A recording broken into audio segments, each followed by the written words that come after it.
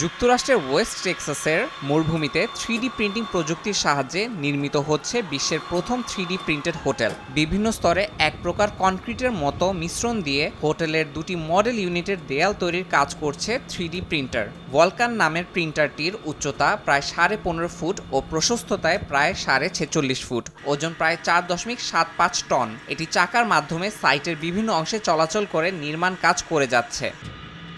Icon নামের একটি প্রযুক্তি প্রতিষ্ঠান এটি নির্মাণ করছে। প্রস্তাবিত পরিকল্পনায় আপাতত 21 একর জমির উপর নির্মিত হচ্ছে এল কসমিকো নামের হোটেলটি, যা পরে সম্প্রসারিত করা হবে। 40 একরে 43টি হোটেল ইউনিট ও 18টি আবাসিক বাড়ির 3D প্রিন্টিং করা হবে।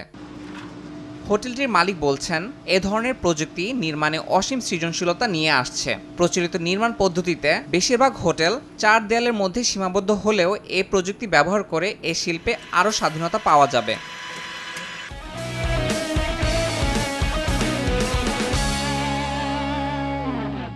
এদিকে এই প্রকল্পের সিইও জানান, কাজ চলাকালীন নির্মাণ উপাদানের সংমিশ্রণ পরিবর্তনের প্রয়োজন হয়। এছাড়া বৈরী আবহাওয়া প্রিন্টিং প্রক্রিয়াকে প্রভাবিত করতে পারে। অন্যদিকে এল কসমিকোর 61টি হোটেল ও আবাসিক ইউনিট নির্মাণের প্রক্রিয়া 2025 সালের মার্চে শুরু হবে, যা প্রায় 6 মাসের মধ্যেই সম্পন্ন করা সম্ভব হবে। এছাড়া আইকন 3D প্রিন্টিং কোম্পানি এই প্রযুক্তি ব্যবহার করে নাসার সঙ্গে মিলে চাঁদে অবকাঠামো নির্মাণের পরিকল্পনা করছে। এর ফলে ভবিষ্যতে মহাকাশে বসবাসের সম্ভাবনা আরও বৃদ্ধি পাবে।